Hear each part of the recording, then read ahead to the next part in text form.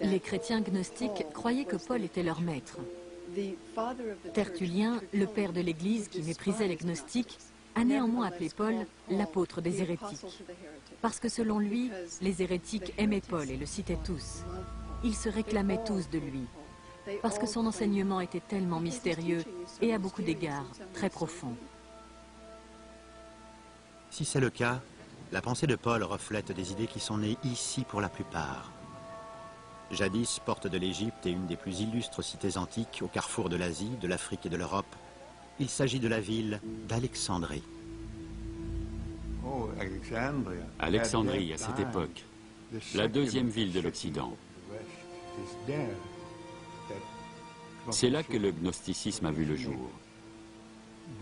Ici vivaient des Égyptiens, des Grecs et davantage de Juifs à cette époque qu'il n'y en avait en Judée et en Galilée.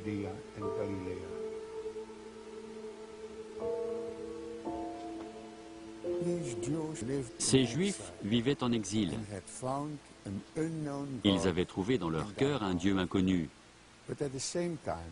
Mais en même temps, ils ne pouvaient pas trouver le même Dieu dans le monde, parce que le monde est plein de vices et de malheurs.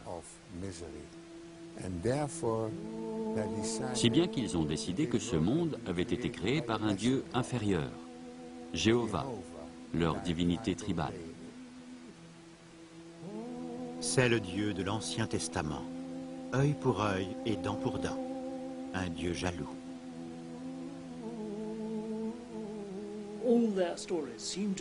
Toute leur histoire semble tourner autour d'une profonde frustration vis-à-vis du monde tel qu'il est, parce qu'il a été créé par un Dieu inférieur.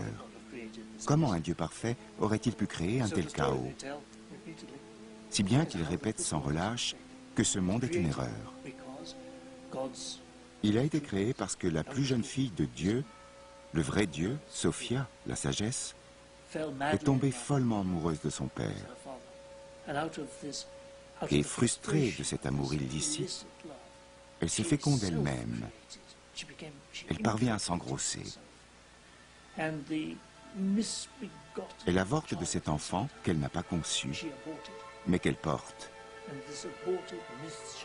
Et c'est cet avorton à tête de lion, Yel-de-Bos, c'est-à-dire le roi du chaos, qui, se targuant d'être sorti du seul paradis de Dieu, a créé, ou plutôt raté, ce monde physique.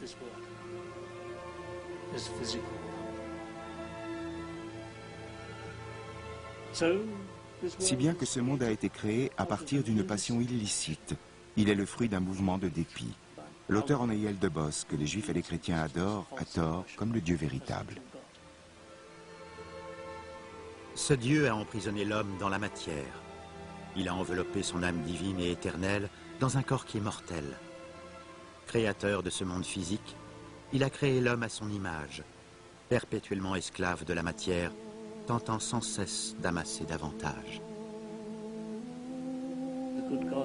Le Dieu bon, le Dieu vrai, pris de pitié, a envoyé Jésus délivrer l'humanité des idées perverses de Yel-de-Bos. Quand ces Juifs d'Alexandrie sont devenus chrétiens, Jésus a fait appel à leur moi le plus profond. Il disait, « Celui qui se connaît, connaît Dieu. » Qu'il soit homme, qu'il soit mythe ou métaphore, la figure de Jésus contient également le germe de la discorde. Autour de sa personne naît une bataille d'idées qui finira par opposer deux conceptions. À coup sûr, la plus âpre des disputes qui a surgi entre les disciples du Christ, c'était de savoir pourquoi Jésus avait choisi de mourir de façon aussi atroce. Et dans ces communautés orthodoxes, la seule façon d'en tirer un sens religieux, c'était de dire qu'il s'agissait d'un sacrifice expiatoire.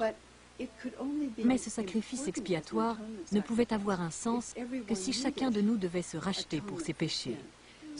D'où l'idée qui s'est répandue chez les chrétiens, selon laquelle l'humanité tout entière avait dû commettre d'ignobles forfaits qu'aucun sacrifice ne pouvait expier.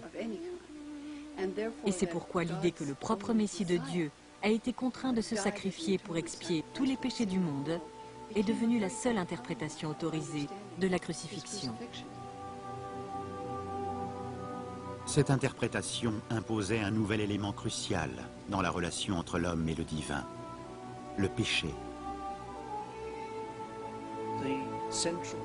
L'élément central du message chrétien, son levier en quelque sorte, c'est le degré de culpabilité qu'il instille. C'est l'idée que Dieu est là, qui nous observe, qui sait non seulement ce que nous faisons, mais ce que nous pensons.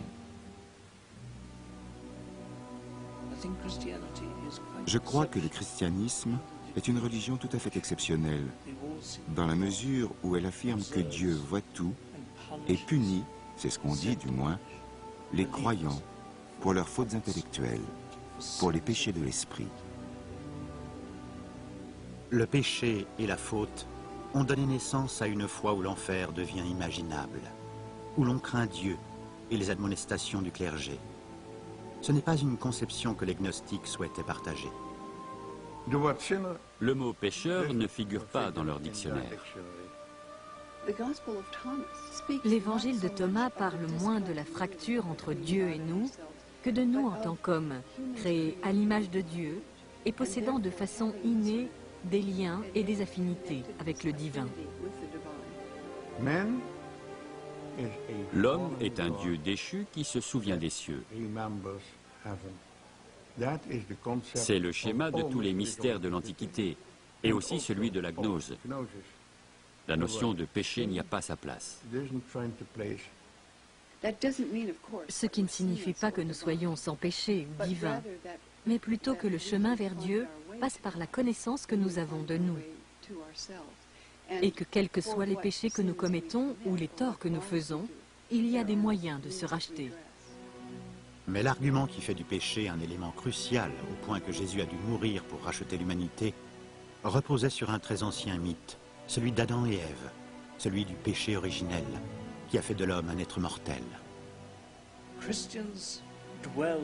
Les chrétiens insistent beaucoup plus sur la culpabilité d'Ève, la mauvaise femme, que ne le font les Juifs. Avant l'orthodoxie chrétienne, le péché n'avait pas une telle importance. Les rabbins, les païens et les gnostiques s'accordaient sur le fait que nous avons en nous la capacité d'obéir ou de désobéir à Dieu. Il y a le bon instinct et le mauvais instinct. C'est ainsi qu'on définissait la condition humaine. Il y a un grand débat sur ce sujet, parce que certains chrétiens jugent que c'est insensé. Le simple fait de manger une pomme. Pour une petite désobéissance, des millénaires durant, les chrétiens sont châtiés par Dieu, condamnés par Dieu à une existence inférieure au lieu de vivre au paradis. C'est une punition totalement disproportionnée. Il y a une très bonne histoire à ce sujet, une histoire gnostique, selon laquelle le serpent dans le jardin d'Éden n'est autre que Jésus. C'est Jésus qui apporte à l'homme l'arbre de la connaissance. C'est Jésus qui souffle à l'homme l'idée de croquer la pomme. Et c'est Jésus qui lutte contre la pitoyable jalousie de son Père, lui qui ne veut pas que les humains deviennent des dieux. Le Créateur est jaloux de la beauté de sa création et il refuse que les humains qu'il a créés partagent sa connaissance. Car, comme il est dit dans la Genèse, une fois que tu auras goûté à l'arbre de la connaissance, tu deviendras comme Dieu.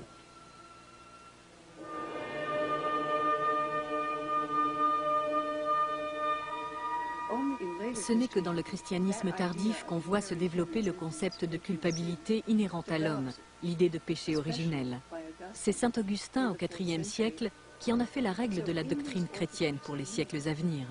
Donc dans ces communautés orthodoxes, on se persuade non seulement de la distance qui existe entre Dieu et le genre humain, mais surtout du fait que l'homme est un pécheur impénitent. Seule la mort du Christ peut expier nos fautes et c'est le sens de son sacrifice. Le christianisme traditionnel, le